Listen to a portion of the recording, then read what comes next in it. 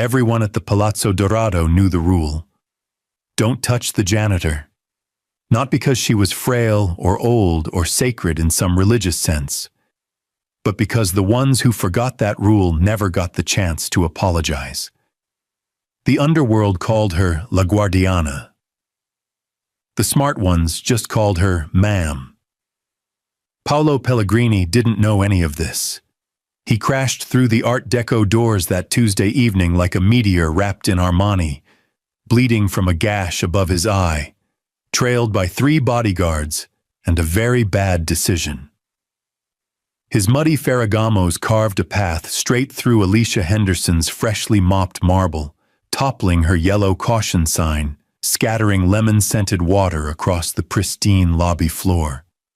He didn't even look at her as he passed. When he finally did notice her, this woman in a gray jumpsuit, mop in hand, she's standing perfectly still in the center of his chaos. He laughed. "Clean the floor, peasant," Paolo sneered, waving his nickel-plated Beretta in her general direction. "And do my shoes next." The lobby didn't just go quiet, it went extinct. Every hitman, fixer, and crime lord within 50 feet stopped breathing. And then the mop moved. Not like a tool, like a sentence. In 3 seconds flat, Paolo Pellegrini, young lion of the Rossi family, terror of the dockside wars, untouchable prince of blood money, was flat on his back. His gun was gone. His breath was gone. And standing over him, boot pressed calmly to his chest, was a woman who looked like she'd just interrupted her tea to take out the trash. "Rule 1, Alicia said softly, her voice cold as November rain. "No weapons in the lobby." Paolo gasped, furious and humiliated, and opened his mouth to scream for his men to kill her.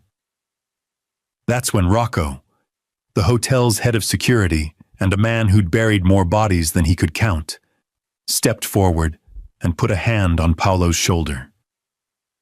"Don't," Rocco whispered, his face pale as chalk. "That's not a janitor. That's La Guardiana." Paolo froze, because he knew that name. Every mobster, mercenary, and maid man in the city knew that name. The enforcer who'd disappeared a decade ago. The woman who'd walked into a room of 40 armed men and walked out alone. The ghost who cleaned up messes so thoroughly, they became legend. She was supposed to be dead. She was supposed to be a myth. And Paolo Pellegrini had just spit on her floor. This is the story of how a man who owned half the shadows learned that some places belong to the light. And the woman who keeps it burning with nothing but a mop, a bucket, and a will of iron. The Palazzo Dorado didn't look like a place where killers came to rest. It looked like a place where angels might take afternoon tea. All gold leaf and crystal chandeliers, marble columns that rose like prayer toward a painted ceiling where cherubs danced in eternal, oblivious bliss. The lobby smelled of lemon oil and old money, and from hidden speakers somewhere in the crown molding, a piano played something slow and blue, the kind of jazz that made you remember things you'd rather forget. Alicia Henderson arrived at 5:30 every morning, just as the night shift was stumbling out, and the city was still deciding whether to wake up or die trying. She came through the service entrance with her cart, the same dented aluminum cart she'd been pushing for 7 years, loaded with microfiber cloths, bottles of polish that cost more per ounce than cocaine, and a mop handle worn smooth by 10,000 hours of methodical work. She didn't wear a name tag. She didn't need one. By 6, she'd have the East Wing's floors gleaming like black mirrors. By 7, the marble staircases would be pristine, each brass railing buffed until you could see your sins reflected back at you. By 8, when the first guests began to drift down from their rooms, she'd be in the lobby, moving in slow, concentric circles, her mop swaying in a rhythm that matched the piano. That's when you'd see it. The respect. A man in a charcoal suit, wanted in 3 countries for things polite people didn't discuss, would pause at the edge of her wet floor and wait, patient as a schoolboy, until she nodded him forward. A woman with a violin case that definitely didn't contain a violin would catch Alicia's eye and mouth, "Good morning, ma'am," before heading to the breakfast lounge. Even the new arrivals, the ones who came in loud and arrogant and fresh from some bloody triumph in the streets, would feel the shift in the air when they saw her. They'd see the way the old guard moved, the way they gave her space, the way their voices dropped to whispers when she passed, like they were in a church and she was the priest who knew all their confessions. Because the Palazzo Dorado was a church in its way. A sanctuary, a neutral ground in a city that had forgotten the meaning of the word. The rules were simple, and they were absolute. No weapons in the lobby, no violence on the premises, no blood on the floors. You could be a warlord upstairs and a target downstairs, and as long as you respected the threshold, you could share an espresso with the man who'd sworn to kill you. You could sleep without one eye open. You could breathe. The man who'd built this place, Giancarlo Rossi, the Silver Dawn, dead now for 15 years, had done it with money and influence and a small army of enforcers. But the woman who kept it running, who made sure the rules held even after Giancarlo's bones turned to dust, was the one in the gray jumpsuit with the mop. Alicia didn't carry a gun. She didn't need to make threats or speeches. She simply was. The immovable object. The thing that bent the gravity of the room just by existing in it. Men who could order executions with a text message would step aside when she needed to wipe down a table. Women who'd burn down buildings for looking at them wrong would hold the door when Alicia pushed her cart through. At 8:15, like clockwork, Rocco would emerge from the security office with 2 coffees, one black, one with too much sugar, and set one on the corner of her cart without a word. She'd nod. He'd nod back. It was the extent of their morning conversation, and it was enough. Rocco had worked at the Palazzo for 23 years. He'd seen managers come and go, ownership change hands, the world outside turn uglier and meaner. But Alicia, she was the constant, the cornerstone. By 9, the lobby would be full. A low hum of conversation in 6 languages, deals being made over pastries, vendettas temporarily shelved in favor of civilization. The jazz would swell. The light would pour through the tall windows in honey-colored shafts, and for a few hours, you could almost forget what these people did when they left. You could almost believe the world was a place where mercy still had currency. And at the center of it all, moving like a ghost through the margins, was Alicia, polishing, straightening, watching. Her presence was the promise. Here, you are safe. Here the rules apply. Here I will not let the monsters win. Until, of course, someone forgot. Until someone walked through those doors and decided the rules didn't apply to them. Until Paolo Pellegrini made the worst mistake of his life. Paolo Pellegrini arrived at 9:47 on a Tuesday, and he arrived wrong. The doors didn't open. They exploded inward, slamming against their brass stoppers with a sound like a gunshot. Every head in the lobby turned. Every conversation died mid-sentence. Because you didn't make that kind of entrance at the Palazzo Dorado unless you were running from something worse than death, or you were too stupid to know the difference. Paolo was bleeding. A gash above his left eye sent a ribbon of red down his temple, soaking into his collar. His $1,000 suit jacket was torn at the shoulder. Mud caked his Italian leather shoes, and he tracked it across the threshold like a man who'd never heard the word consequence. Behind him came 3 bodyguards, thick-necked, wild-eyed, guns already drawn, and behind them came the unmistakable scent of panic. The jazz kept playing, but it felt obscene now, like a requiem for something that hadn't died yet. Alicia was 20 feet away, near the center fountain, wringing out her mop into the yellow bucket. She didn't look up, not yet. But everyone else did.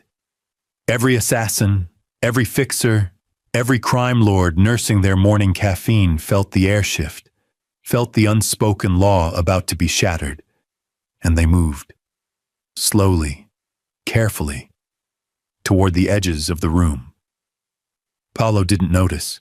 He was too busy looking over his shoulder, breathing hard, his hand white-knuckled around a nickel-plated Beretta that caught the chandelier light like a promise. His eyes scanned the lobby, cataloging exits, counting witnesses, seeing nothing but obstacles and extras in the movie of his own survival. "Lock it down," he barked at his men. "Nobody in, nobody out." One of the bodyguards moved toward the front desk. Another positioned himself by the door. The third started to approach Rocco, who stood near the elevators with his arms crossed and his face carefully, dangerously blank. That's when Paolo's foot caught the edge of Alicia's caution sign. He stumbled, cursed, and looked down at the yellow plastic triangle like it had personally offended him. His gaze traveled from the sign to the wet floor to the bucket to the woman holding the mop, and something ugly flickered across his face. Something that looked like relief, like he'd finally found someone smaller than his problems. "You," he said, his voice sharp as a blade. "What the hell is this?" Alicia lifted her head. Her expression was perfectly neutral. The expression of someone who'd seen this play out before and knew exactly how it ended. "Wet floor," she said simply. "Mind your step." Paolo laughed. It was a brittle, unhinged sound. "Mind my—" He kicked the bucket. Hard. It tipped, spilling gray water in a wave across the marble, soaking Alicia's boots, spreading toward the expensive Persian rug near the concierge desk. "Clean it up," he said, gesturing with the Beretta like it was an extension of his finger. "Clean all of it up, then do my shoes." The lobby didn't breathe. It didn't exist. 50 people became statues, she frozen in the moment before an avalanche. Alicia looked down at the water pooling around her feet. She looked at the bucket, now on its side, soap suds spreading in lazy circles. She looked at Paolo Pellegrini, this boy playing dress-up in his father's world, and she sighed. It was the sigh of a teacher who'd explained the lesson 3 times already. The sigh of a mother who'd warned you not to touch the stove. "Rule 1, Alicia said quietly, setting the mop against the fountain edge. "No weapons in the lobby." Paolo's face twisted. "Listen, peasant." The mop handle moved. It wasn't fast in the way a bullet is fast. It was fast in the way inevitability is fast. One moment it was leaning against marble. The next it was horizontal, hooking Paolo's ankle with surgical precision, yanking his legs out from under him with the ease of pulling a tablecloth. Paolo went down hard. His back hit the floor with a meaty thud that echoed off the cherubs on the ceiling. The Beretta flew from his hand in a gleaming arc, tumbling end over end, splashing into the fountain with a wet, pathetic plunk. Before he could gasp, before his brain could process what his body already knew, Alicia's boot was on his chest. Not pressing, not crushing, just there. A statement of fact. She stood over him with the mop handle in one hand, her gray jumpsuit darkened with dirty water, her face carved from stone. "Rule 1, she repeated, softer now, almost gentle. "No weapons in the lobby." Paolo tried to speak. His mouth opened, closed, opened again like a fish drowning in air. His bodyguards moved, one reaching for his gun, another stepping forward. But they froze when Rocco's voice cut through the silence like a knife through prayer. Don't. It wasn't loud. It didn't need to be. The bodyguards looked at Rocco, looked at the 30 other people in the lobby who'd all taken a step back instead of forward, looked at the woman with her boot on their boss's sternum, calm as Sunday morning. Paolo finally found his voice. Get her off me, shoot her, kill her, nobody moved. And that's when Alicia smiled. Small, sad. The smile of someone who'd done this dance before and knew all the steps by heart. Rule 2, she said, pressing down just a fraction. Everyone leaves the Palazzo Dorado alive. She paused. Unless they insist otherwise. Paolo's face had gone from red to purple, his chest heaving under Alicia's boot like a bellows trying to restart a dead fire. Humiliation tasted like copper in his mouth, mixed with the blood from his split eyebrow. He could feel every eye in the lobby on him, could feel his reputation crumbling like wet paper, and the only thing his brain could process through the white-hot fury was that this woman, this janitor, had made him look small. Marco, his voice cracked on the name. Marco, I swear to God, if you don't put a bullet in her skull right now. The bodyguard, Marco apparently, had his weapon half drawn when Rocco moved. Not quickly, not dramatically. He simply stepped between the barrel and Alicia with the tired authority of a man who'd already decided which hill he was willing to die on, and it was this one. Put it away, Rocco said. Marco's hand trembled. Tucci, boss gave an order. And I'm giving you advice. Rocco's voice was flat, emotionless, the tone of someone reading a weather report about an incoming hurricane. You pull that trigger, you won't leave this building. None of you will. There's 3 of us and 1 of you, old man, snarled the second bodyguard, a thick-shouldered man with a scar cutting through his beard. Rocco didn't even glance at him. His eyes stayed on Marco, patient and cold. There's 3 of you, 1 of me, and 50 people in this lobby who've killed more men than you've met.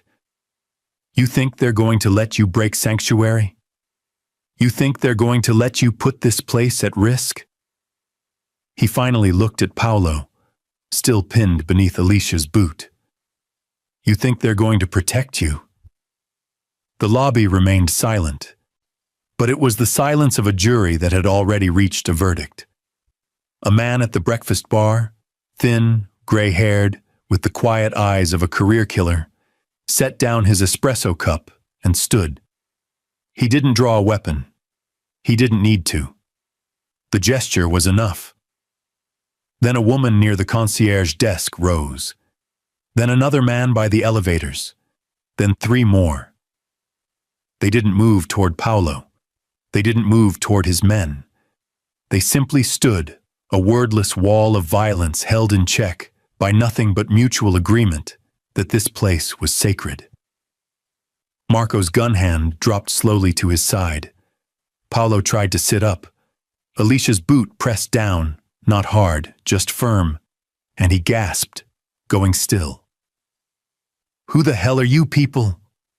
His voice had lost its command, fraying at the edges into something closer to fear. Rocco finally allowed himself a long, untired exhale.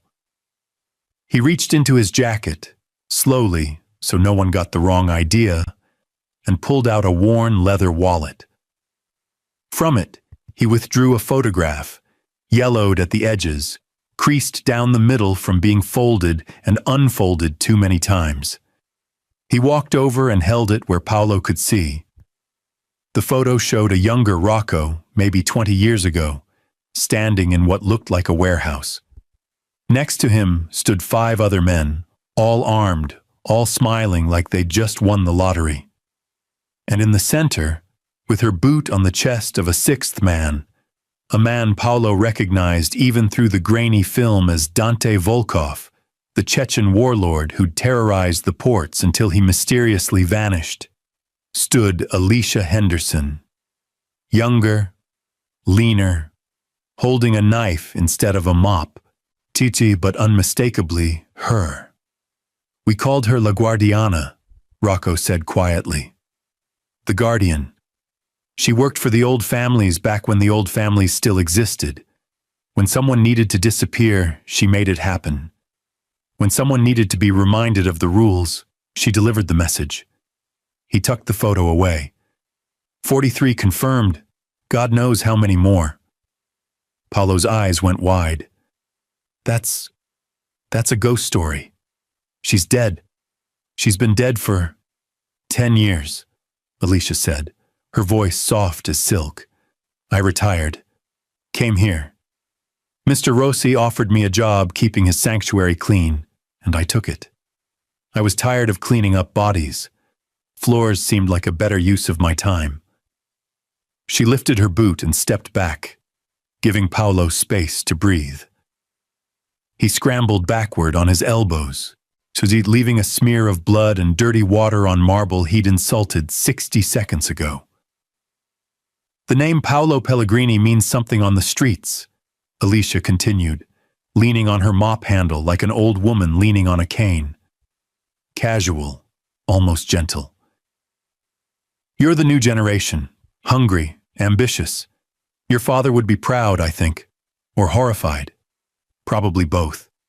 She tilted her head, studying him the way a naturalist might study a wounded animal.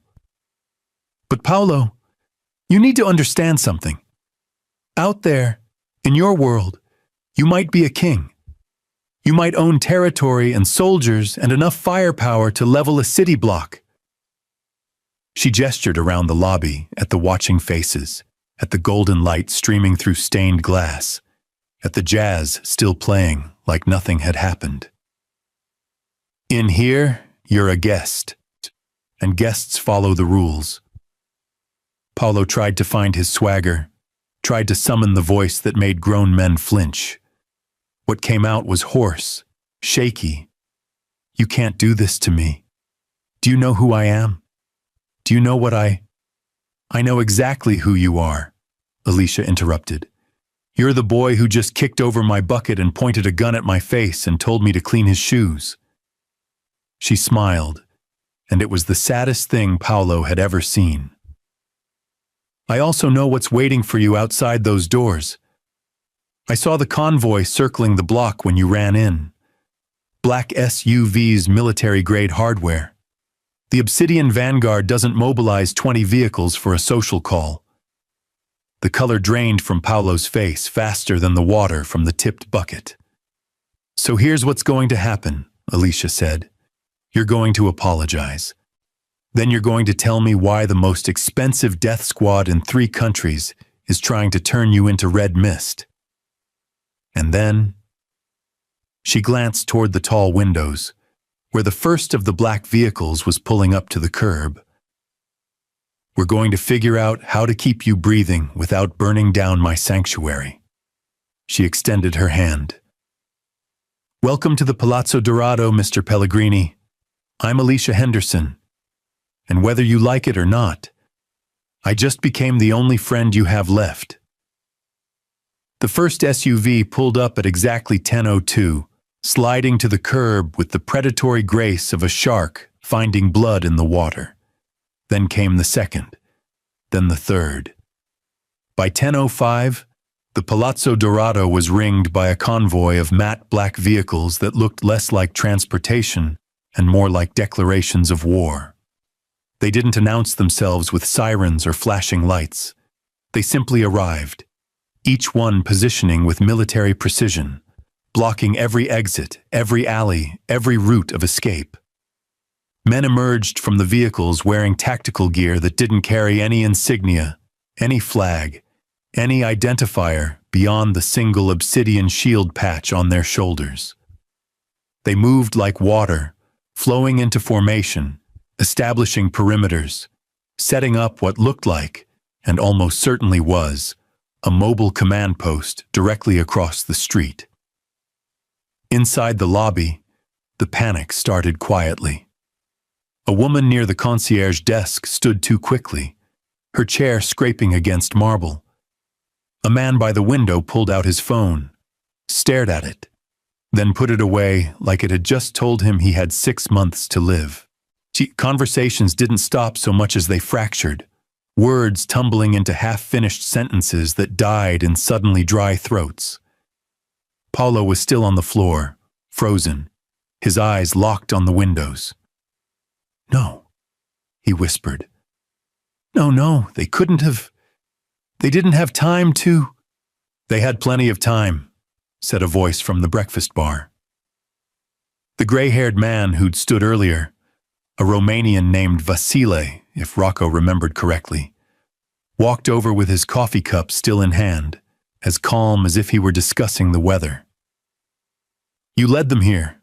Probably had a tracker on you the whole time. Shoe, maybe. Or that fancy watch." He took a sip. "Amateur." "Shut up," Paulo hissed, finally finding his feet.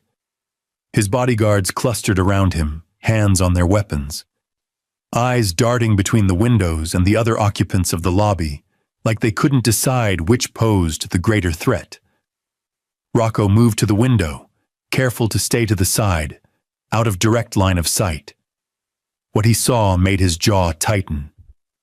20 vehicles, maybe more, and that was just what he could see from this angle.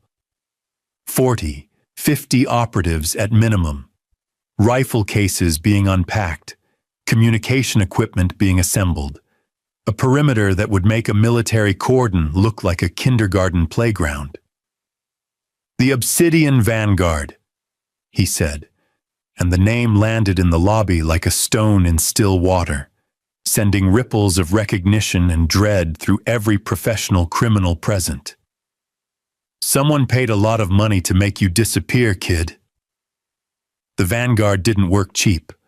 They didn't work often. They were the option you chose when governments and cartels and multinational corporations needed someone erased so thoroughly that even the memory of them became a liability.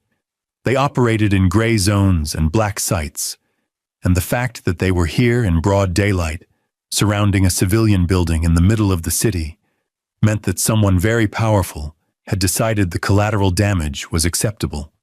A woman in a burgundy dress, Katya, one of the regulars, an information broker who traded in secrets the way other people traded in stocks, stood near the elevators with her phone pressed to her ear. She listened for a moment, her face going pale, then lowered the device slowly.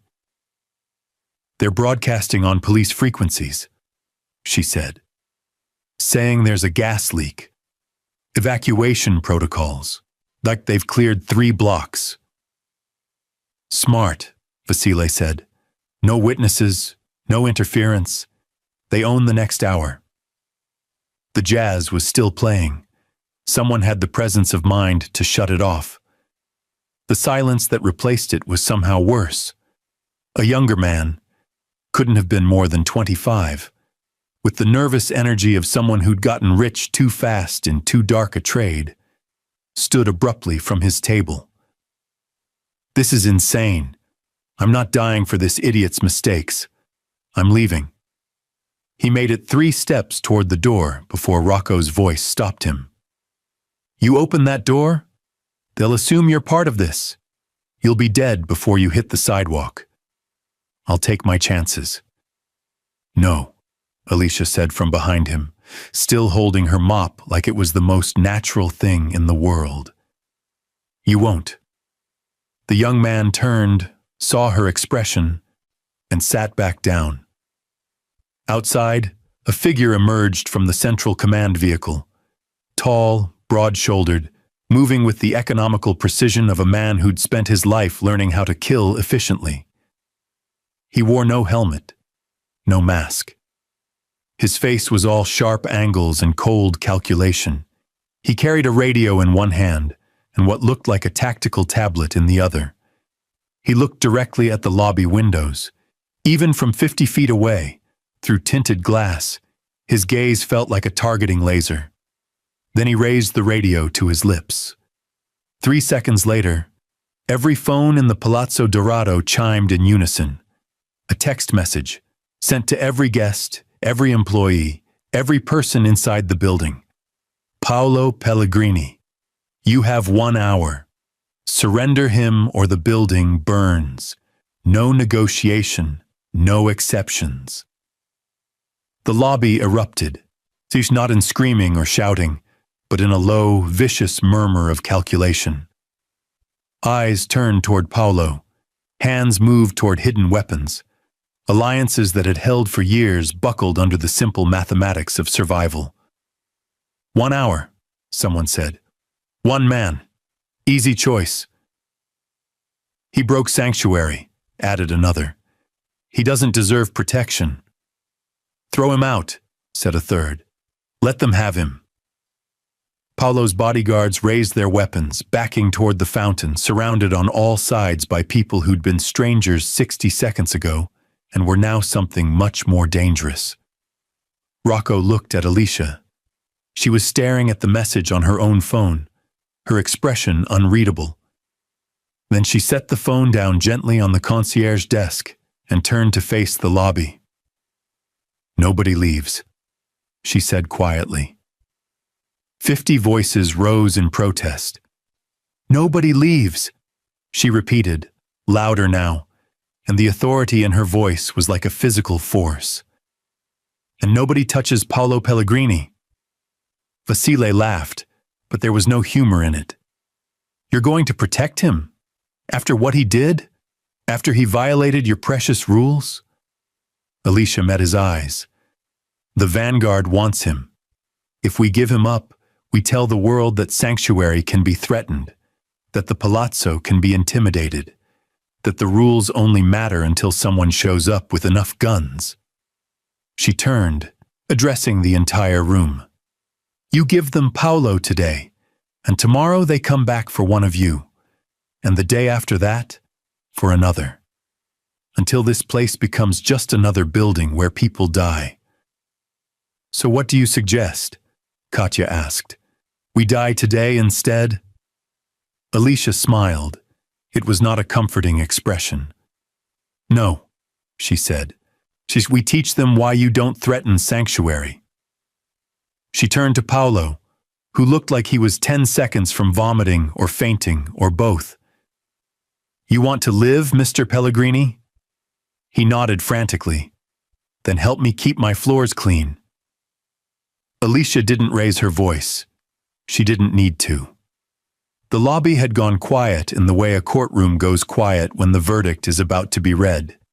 Everyone leaning forward despite themselves, unable to look away from the woman in the gray jumpsuit and the terrified crime lord who'd made the catastrophic mistake of underestimating her. Paolo's hands were shaking, not the tremor of fear alone, but something deeper. The full-body realization that every decision he'd made in the last hour had been wrong, that the world he thought he understood had rules he'd never learned, and the exam was already in progress. Sit, Alicia said, gesturing to one of the leather armchairs near the fountain where Paolo's gun still floated like a drowned promise. He sat. His bodyguards moved to follow, but Alicia's raised hand stopped them. Not you. Go stand by Rocco. If this goes badly, he'll tell you when to shoot and what to shoot at. Until then, you're furniture. Marco opened his mouth to argue. The look Alicia gave him could have flash-frozen nitrogen. He went to stand by Rocco. Alicia pulled over a chair and sat across from Paolo, her knees almost touching his. She leaned forward, elbows on her thighs, studying him the way a chess master studies a board, 3 moves from checkmate. Not with anger, not with contempt, with something closer to curiosity. Tell me what you did, she said. Paolo swallowed hard. I don't... The Obsidian Vanguard doesn't mobilize for petty grudges or unpaid debts. They mobilize for people who've seen things they shouldn't see, people who've taken things they shouldn't take, or people who've become liabilities to organizations that don't tolerate liabilities. She tilted her head. So which is it? What did you do that made you worth 50 professional killers and a blank check? For a long moment, Paolo said nothing. His jaw worked like he was chewing glass.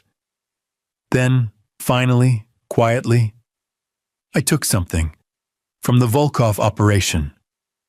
Rocco sucked air through his teeth. Even Vasile, still standing at the breakfast bar, looked impressed despite himself.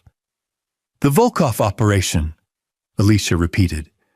Dmitry Volkov's organization, the same Dmitry Volkov who controls half the port traffic in the eastern seaboard.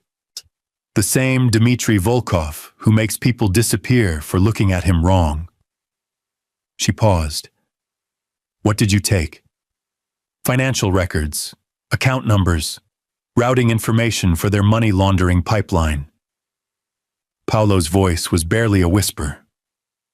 Enough to collapse the entire network if it went to the right authorities, or enough to buy my way into the top tier if I used it right.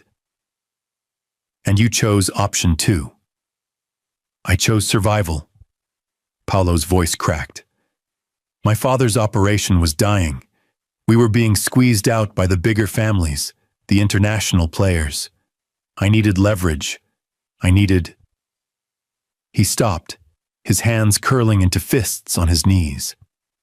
I needed to matter. Alicia was quiet for a moment. The lobby had gone so still that the distant hum of traffic outside sounded like thunder. You wanted respect, she said finally. Not a question, a statement. Paolo's face twisted. I wanted to not be invisible. So you stole from Dmitry Volkov, and now he sent the Vanguard to make you invisible permanently. Alicia leaned back in her chair. That's almost poetic.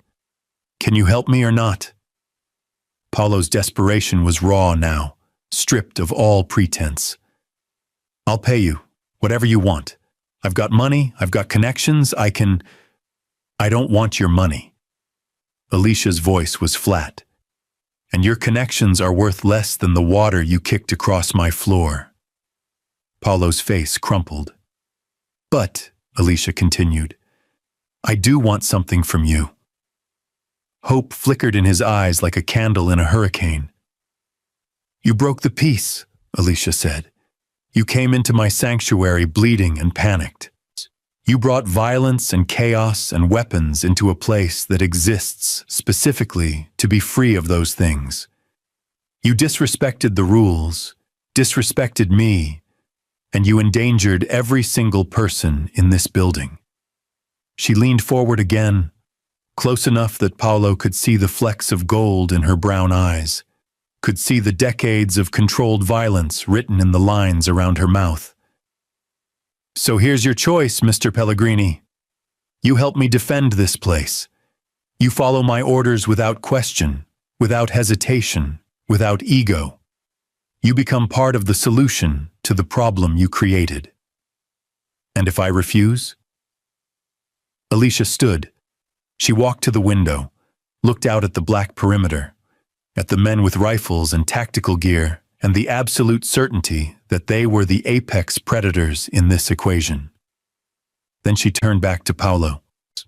Then I open that door and give them what they came for. 1 life to save 50. It's simple mathematics. Paolo's face went white. You'd just hand me over? In a heartbeat, Alicia said, and there was no cruelty in it, no satisfaction.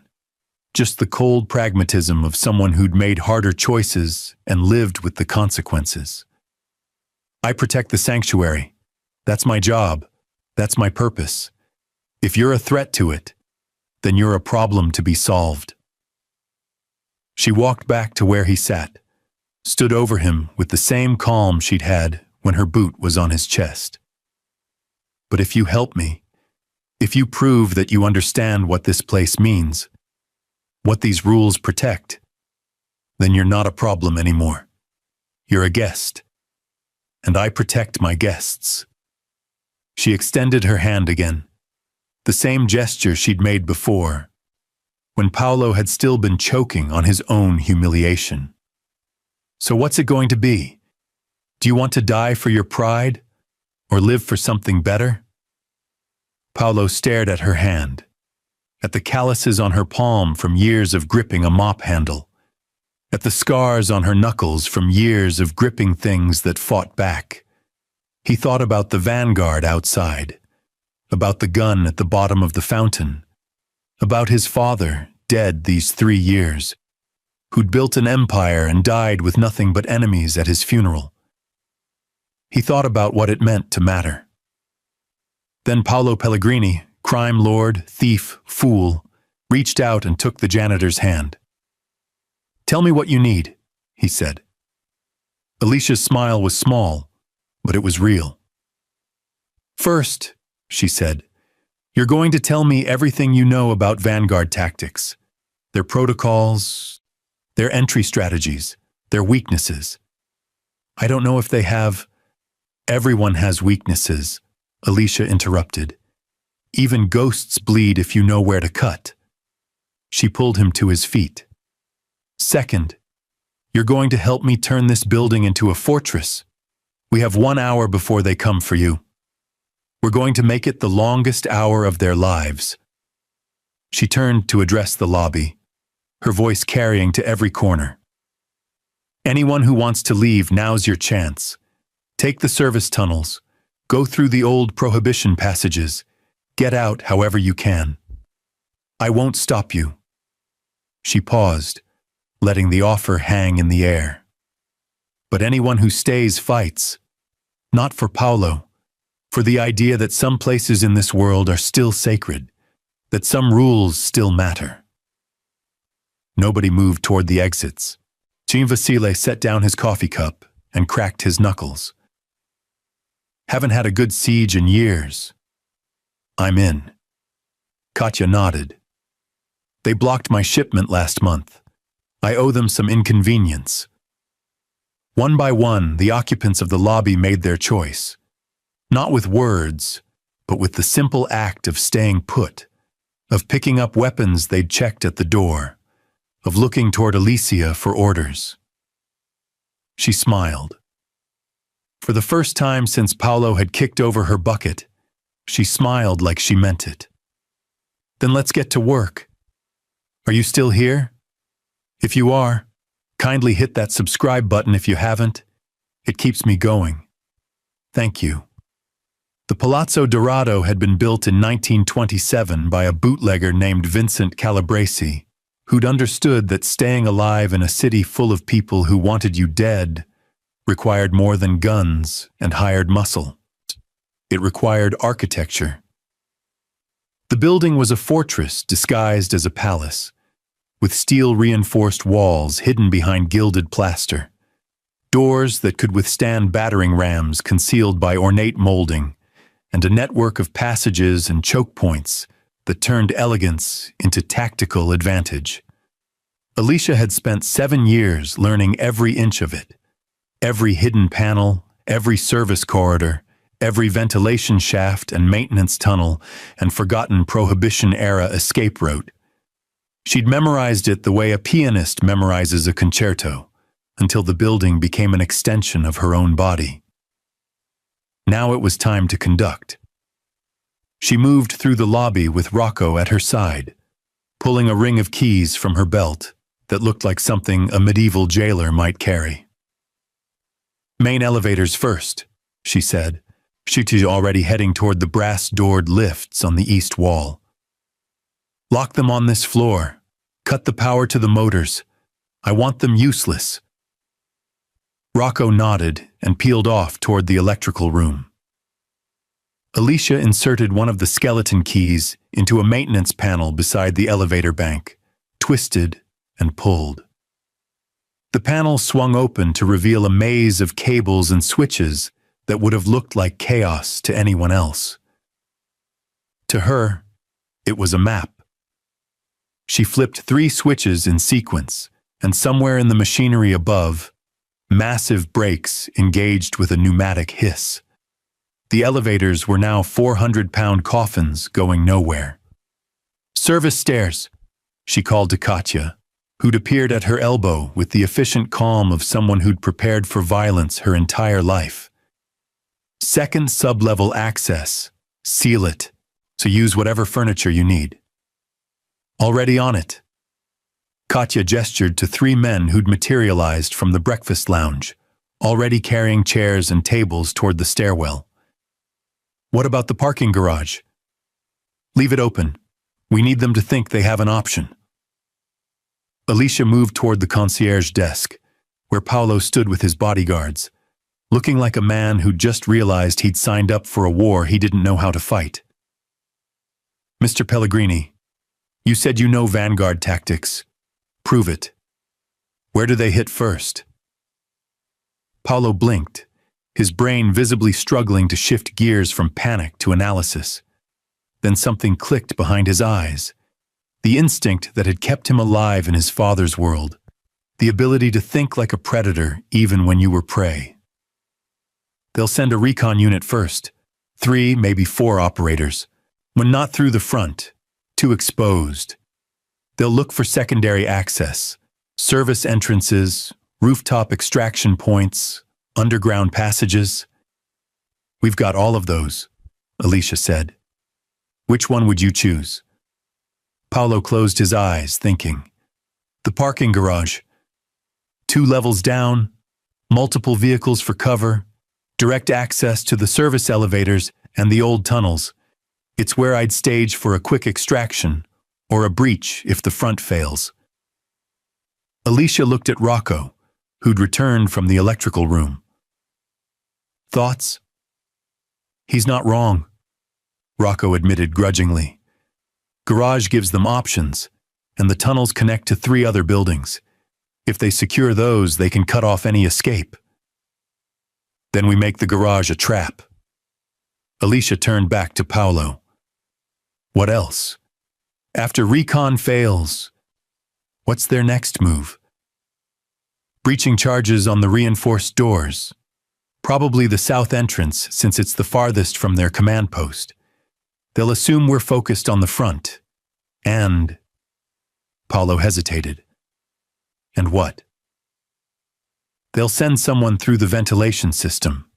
The Vanguard trains specialists for confined space infiltration.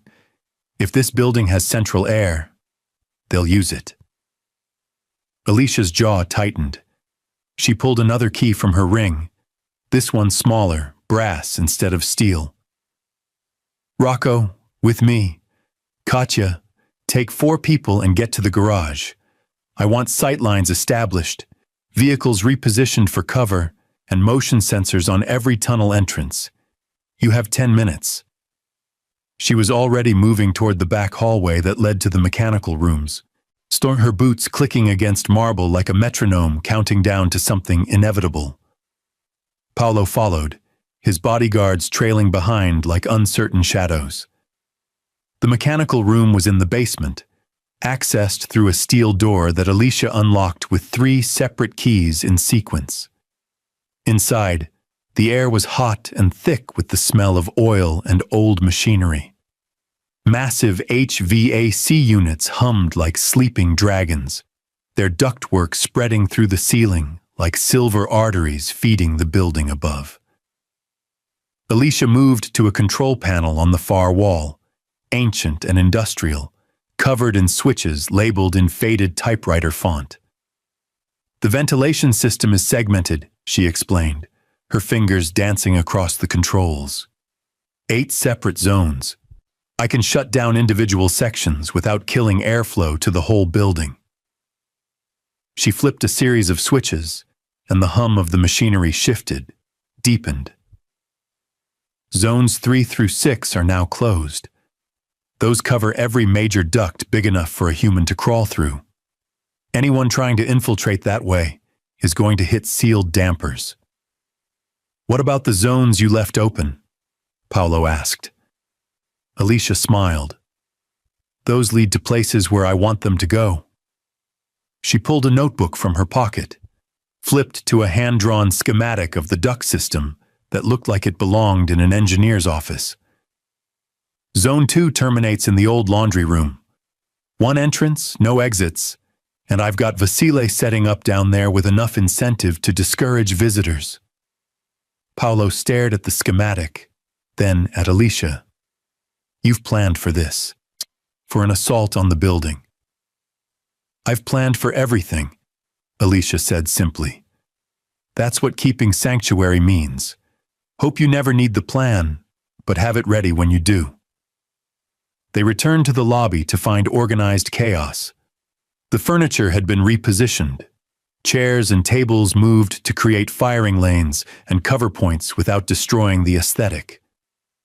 It still looked like a luxury hotel lobby, but now it looked like a luxury hotel lobby that understood geometry. Rocco had established a command post behind the concierge desk, two-way radios distributed to key defenders, sight lines marked with subtle chalk marks that wouldn't offend the decor. Windows? Alicia asked.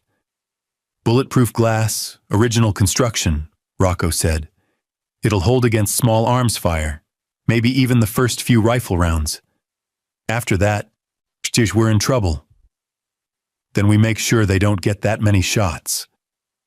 Alicia turned to the assembled defenders, 15 in total, each one a professional in their own terrible trade. Listen carefully. The vanguard operates on overwhelming force and shock tactics. They expect panic. They expect chaos. We're going to give them silence. We're going to give them control. And we're going to give them a target they can't hit because they're too busy hitting the walls we put in front of them. She moved to the center of the lobby, near the fountain where Paolo's gun still floated. Paolo broke the rules, but the vanguard threatened sanctuary. Between those two sins, I know which one I can't forgive. She looked at each defender in turn. We hold this building, not for him, if for the idea that there's still one place in this city where the violence stops at the door. Vasile raised his coffee cup. Somehow he'd acquired a fresh one. To sanctuary. To sanctuary, the others echoed. Alicia checked her watch. 42 minutes until the deadline. Positions, she said quietly. And the Palazzo Dorado, that temple of neutral ground and temporary peace, transformed into something the Obsidian Vanguard would remember for the rest of their considerably shortened careers. They came at 37 minutes past the hour, exactly when Paolo said they would. Not through the front doors where the command post had excellent sight lines and too many witnesses with cell phones, despite the supposed evacuation. They came through the South Service entrance, a reinforced door that opened onto a loading dock where deliveries arrived at dawn and bodies might leave at dusk if circumstances required. Alicia watched them on the security monitor Rocco had pulled up behind the concierge desk. 4 operators, moving in a tight diamond formation, their weapons up and ready, their movements synchronized like a dance they'd performed 100 times before. Professional, efficient, utterly confident that the door would fall and the building would open like a cracked egg. The first operator reached the door and placed a small charge against the lock mechanism. His hands moved with the practiced economy of a surgeon. The other 3 positioned themselves in a breach formation, ready to flow through the opening the moment it appeared. Alicia pressed a button on the radio. Once. No words. Just a click. In the sub-basement, Vasile heard the signal and smiled. He threw a switch on the fuse box he'd been standing beside for the last 20 minutes. The loading dock's exterior lights died. Not flickering, not sparking, just gone, dropping the vanguard operators into absolute darkness in the span of a heartbeat. Night vision would compensate, Alicia knew. They'd be disoriented for maybe 2 seconds. She'd planned for that. The charge detonated with a muffled crack. The door swung inward. The first operator stepped through into the darkness, and immediately his boot hit something that shouldn't have been there. A thin wire stretched ankle-high across the threshold, invisible in the dark, connected to nothing explosive or lethal. Just a wire tied to a shelf stacked with industrial cleaning supplies. The shelf toppled. 40 pounds of bottles and boxes crashed down, not onto the operators but around them, the noise catastrophic in the enclosed space, breaking their tactical silence, forcing them to react to a threat that was all sound and fury, signifying nothing except distraction. Which is when the second trap activated. The fire suppression system for the loading dock, ancient, temperamental, and rigged by Alicia that morning to respond to a manual trigger instead of heat, erupted. Not with flame-retardant foam, but with water. Gallons of it, pressure-fed from the building's reserve tanks, flooding the enclosed space in a deluge that turned the floor into a skating rink and the air into a gray curtain of spray. The operators fell back, weapons up, trying to maintain formation while their boots lost purchase on suddenly frictionless concrete. One of them keyed his radio, reporting the breach compromised, requesting. The radio died. All 4 radios died simultaneously, their electronics fried by the electromagnetic pulse device that Katya had positioned in the ceiling. Military surplus she'd acquired from a Turkish arms dealer, she'd explained with a shrug. Useful for occasions exactly like this. In the lobby, Paolo watched the monitor with his mouth slightly open.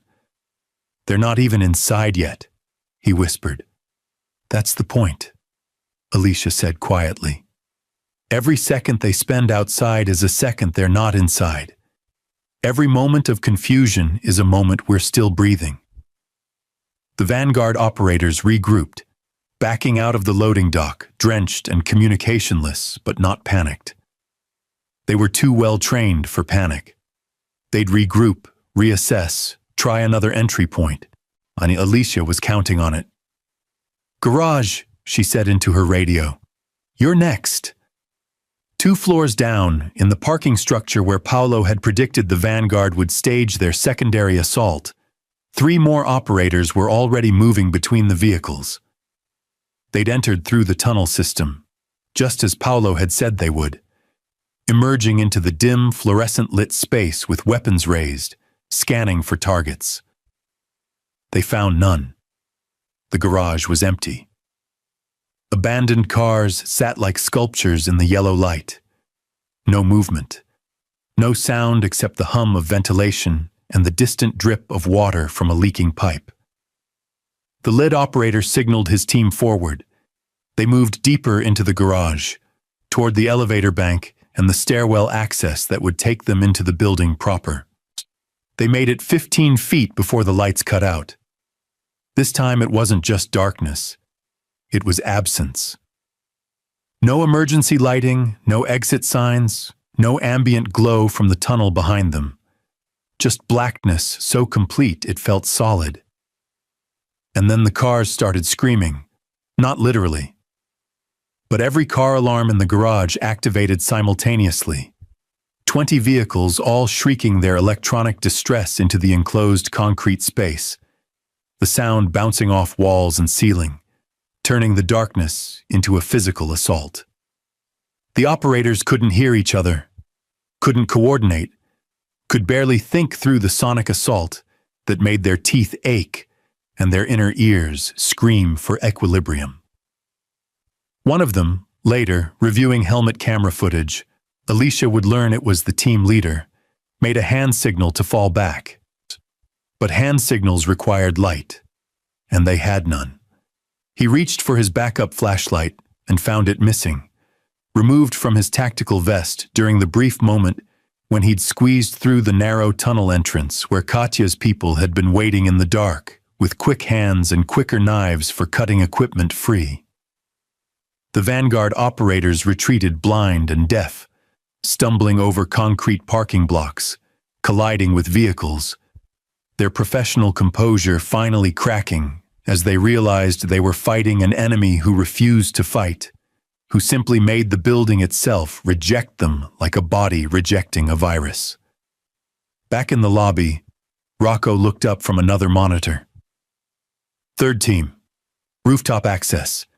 They're coming down the maintenance ladder. Alicia nodded. She'd expected this too. Is he in position? Has been for 10 minutes. On the roof, where the Vanguard had sent their lightest, most agile climber to descend the exterior maintenance ladder and access the 8th floor window, that climber suddenly found his handholds coated in something slick, something that smelled faintly of lemons.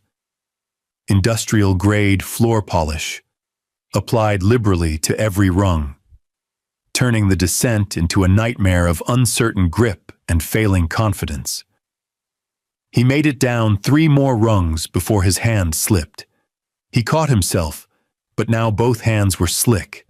Now his boots were sliding, and the window was still 6 feet away, and he was hanging 40 feet above the street, and his radio wasn't working, and his team couldn't hear him, and all he could think was that this wasn't supposed to go like this. He retreated upward, slowly, carefully, his confidence in the operation evaporating like morning dew. Paolo was staring at Alicia now with something approaching awe. You're not fighting them. No, Alicia agreed. You're just making it impossible for them to fight you. Violence is easy, Alicia said, her eyes never leaving the monitors. Any idiot with a gun can be violent. But defense, real defense, that's about understanding that every action costs something. Time, resources, confidence, morale. She glanced at him. Your Vanguard friends are very good at killing. But they're not good at killing things that won't cooperate with being killed. Another radio click. This time from Vasile in the sub-basement. 4th team in the old tunnels. They hit the sealed doors, tried to blow them. Charges malfunctioned. They're retreating. Malfunctioned, Paolo repeated. Alicia smiled slightly. The charges that Katya may have replaced with training dummies while the Vanguard was still setting up their perimeter. Pure coincidence, I'm sure. Rocco checked his watch. 18 minutes to deadline. They've sent 4 teams. All 4 failed. What do you think they're thinking out there? Alicia looked at the main monitor, the one showing the command vehicle across the street. The tall commander was visible through the windshield, and even from this distance, even through security camera grain, his frustration was evident in the rigid set of his shoulders. They're thinking, Alicia said quietly, that they've never failed before. They're thinking their reputation is on the line. They're thinking that if they can't breach a hotel defended by a janitor and a handful of criminals, they're finished. So they'll escalate, Paolo said. So they'll escalate, Alicia confirmed. And then? She turned to look at him directly, and in her eyes Paolo saw something that made him understand why she'd retired, why she'd traded the knife for the mop, why she'd chosen sanctuary over slaughter. Then we show them what happens when you threaten sacred ground. The deadline came and went, like a held breath finally released. 11:02. Then 11:03. The Palazzo Dorado stood silent in the gray morning light, its windows dark, its doors sealed, its occupants waiting in the specific kind of stillness that comes before either salvation or slaughter. At 11:04, the commander stepped out of his vehicle. Alicia watched him on the monitor. Shah watched the way he moved with the certainty of a man who'd made his decision and accepted its consequences. He raised his hand. 12 operators emerged from the SUVs, not in tactical teams now, but as a single unified force. They carried breaching equipment, ballistic shields, enough firepower to level a city block. This wasn't reconnaissance anymore. This wasn't surgical extraction. This was annihilation dressed up as professionalism. Main doors, Rocco said unnecessarily. All of them. Simultaneous breach. They're done being subtle, Vasile observed from his position near the stairwell. Can't say I blame them. We made them look like amateurs. Paolo stood beside Alicia, his earlier terror transmuted into something steadier. Not courage exactly, but acceptance. When they come through those doors, we can't stop them all. Not with 15 people and improvised defenses. No, Alicia agreed. We can't. She walked to the center of the lobby, to the fountain where Paolo's gun still floated in water that reflected the chandelier above like a drowned constellation. She reached in, pulled the weapon out, ejected the magazine, cleared the chamber, and set both pieces on the marble. Then she pulled her keyring again, selected the smallest key, ancient brass, worn smooth by decades of use, and walked to a panel in the wall that most people assumed was decorative. It wasn't. The panel opened to reveal a master electrical junction, the original 1927 wiring that fed the entire building. Modern breakers and safety systems had been added over the years, but this was the heart, to the kill switch that Vincent Calabrese had installed because he understood that sometimes the best defense was making your castle disappear. "What are you doing?" Paolo asked, but his voice said he already knew. "Leveling the field," Alicia said. She looked at Rocco. "Flashlights. Night vision if anyone has it. Weapons ready, but safety's on. Nobody fires unless I give the order. And if they fire first, they won't." Alicia's hand hovered over the main breaker. "Not if they can't see what they're shooting at." Outside, the Vanguard operators reached the doors. 3 teams, 4 operators each, synchronized down to the heartbeat. They placed their charges, shaped explosives designed to turn reinforced steel into modern art. The commander raised his hand, fingers counting down. 3, 2, 1. Alicia threw the breaker. The Palazzo Dorado died. Every light, every exit sign, every electronic lock and security camera, and the faint background hum of modern civilization, gone. The building dropped into darkness so complete, it felt like falling into deep water, like being buried alive, like the moment between heartbeats when you're not sure the next one will come, and then the doors exploded inward. The Vanguard came through fast, their flashlight beams cutting the darkness into geometric shapes, their weapons up, their training overriding the primal fear of entering a space that had just gone from fortress to tomb. They expected resistance. They expected gunfire. They expected the desperate last stand of cornered criminals. They got silence. The lobby was empty. No defenders at the concierge desk, no shooters behind overturned furniture, no targets at all, just abandoned positions and the echo of their own breathing and the faint sound of water dripping from Paolo's recovered gun on the marble floor. "Clear," one operator called. "Clear," answered another. They advanced deeper, their formation tight, their lights sweeping corners and checking angles. Professional, textbook. Exactly what their training dictated, which is why they didn't see Alicia until her mop handle took the first operator's knee from the side, a precision strike that buckled the joint without breaking it, sending him down in a controlled collapse. His flashlight skittered across marble. His weapon's safety was still on. They were supposed to capture Paolo alive after all. So when his finger tightened reflexively on the trigger, nothing happened. The darkness swallowed him. The second operator spun toward the sound, his light searching, his training screaming that threats came with muzzle flash and sound. But Alicia was neither. She was movement in negative space, a shadow with purpose, and by the time his flashlight found her, she was already inside his guard. Her palm struck his radio, cracking the casing. Her other hand found the pressure point below his ear. He went down dreaming of violence he'd never commit. "Contact!"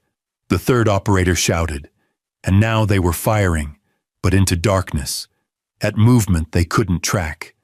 Their bullets hitting walls and ceiling, and the ballistic shields they'd brought for protection that now became obstacles in the confined space. From the stairwell, Katya's team moved. Not shooting, just controlling. They had the territorial advantage, knew every corner, sees every pillar, every piece of cover. They used flashlights like weapons, strobing them to destroy the vanguard's night vision, creating disorientation instead of illumination. Paulo found himself moving without thinking, using the knowledge he'd spent his adult life acquiring, how to move in darkness, how to read the flow of combat, how to find the gaps in an enemy's awareness. He wasn't a fighter like Alicia, wasn't trained in the specific art of controlled violence, but he understood chaos. And he understood that sometimes survival meant making yourself a problem the enemy couldn't solve. He grabbed a fire extinguisher from the wall and discharged it into the lobby. White chemical fog filled the space, turning flashlight beams into diffuse, useless glow, turning the vanguard's expensive night vision into expensive blindness.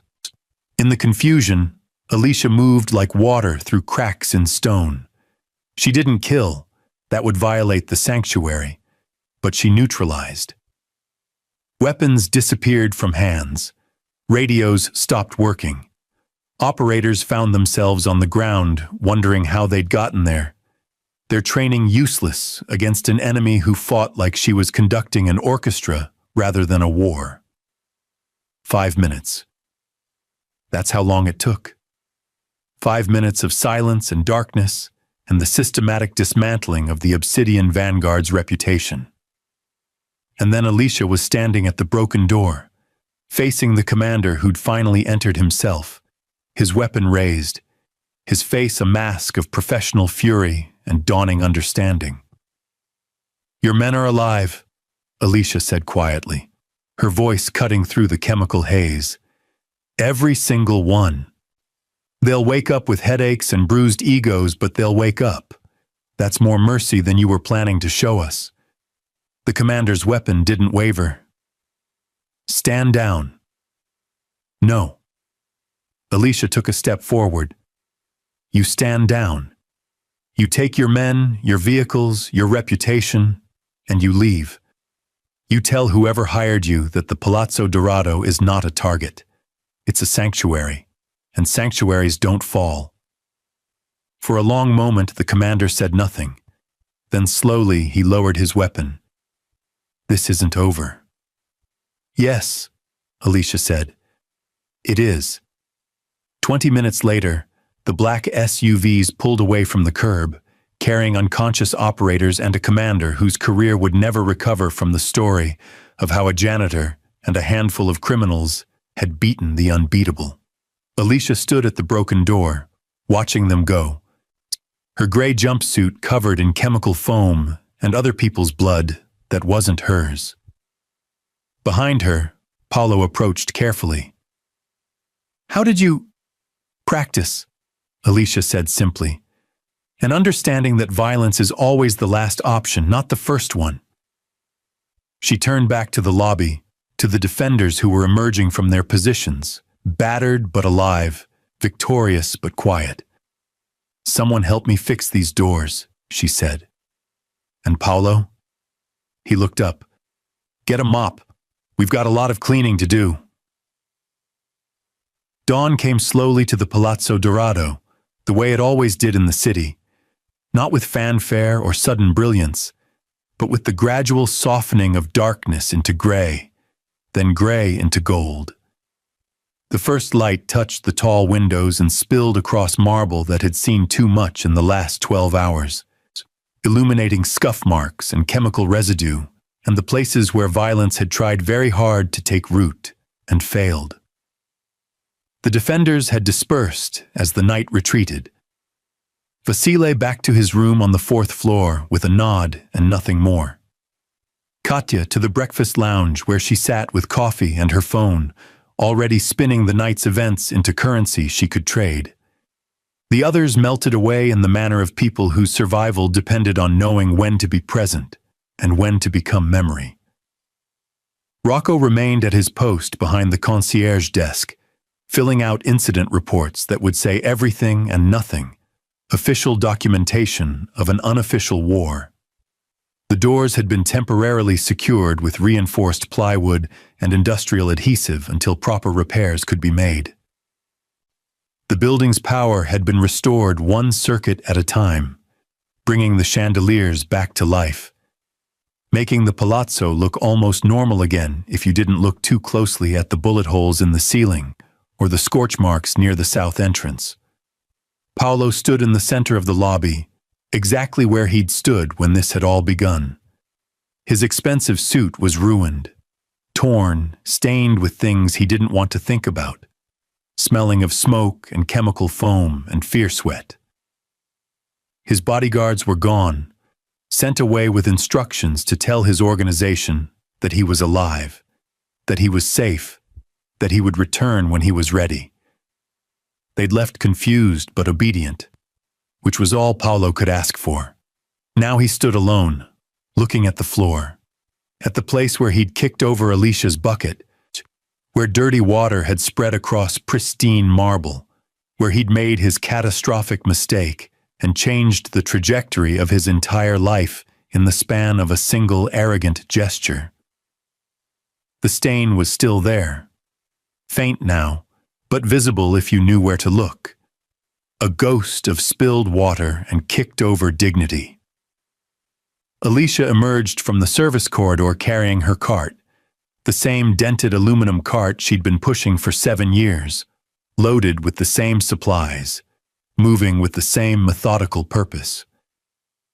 She'd changed into a fresh gray jumpsuit. Her hair was pulled back. If you didn't know what she'd done in the darkness, you'd think she was simply the cleaning woman arriving for her morning shift. She stopped when she saw Paolo standing there. She didn't say anything, didn't need to. The question hung in the air between them, like the last note of a song. Paolo walked to the service corridor, pushed through the door Alicia had left open, and found what he was looking for in the janitor's closet.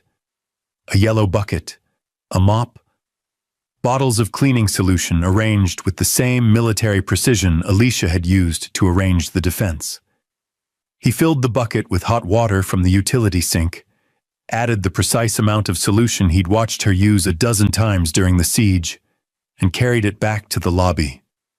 His hands shook slightly as he set it down. Not from fear anymore, from something else. Something that felt like the first day of school, or a baptism, or the moment before you step off a cliff and trust that the ground will catch you. He knelt. The marble was cold against his knees. Expensive fabric meeting utilitarian stone. Paolo dipped a cloth into the bucket, wrung it out the way he'd seen Alicia do it, not too wet, not too dry, and began to scrub. The stain resisted at first, stubborn, like it knew what it represented. But Paolo was stubborn too, and he understood now that pride was a luxury he could no longer afford. He scrubbed in small circles, patient, thorough, the way someone works when they're not just cleaning a floor, but performing penance. Alicia watched from beside her cart. She didn't help, didn't offer advice. This wasn't something that could be taught. This was something that had to be earned, one small circle at a time, until the stain disappeared and something else took its place. The lobby began to wake around them. Early risers descending from their rooms. The smell of coffee drifting from the breakfast lounge.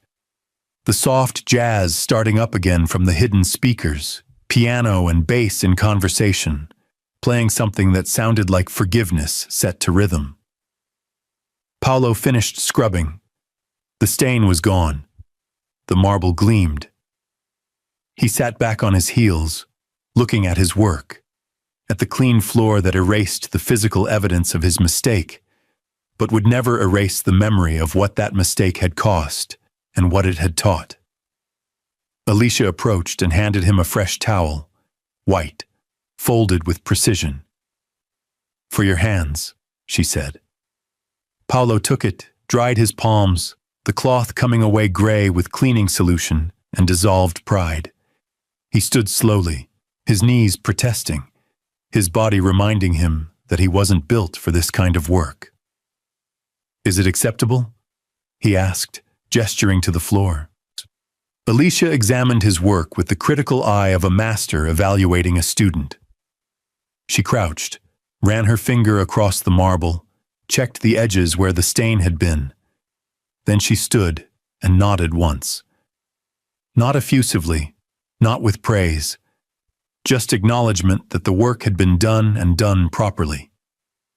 "It's a start," she said. Paolo understood. The floor was clean, but the debt wasn't paid. Not yet. Maybe not ever. Some things couldn't be scrubbed away with soap and water.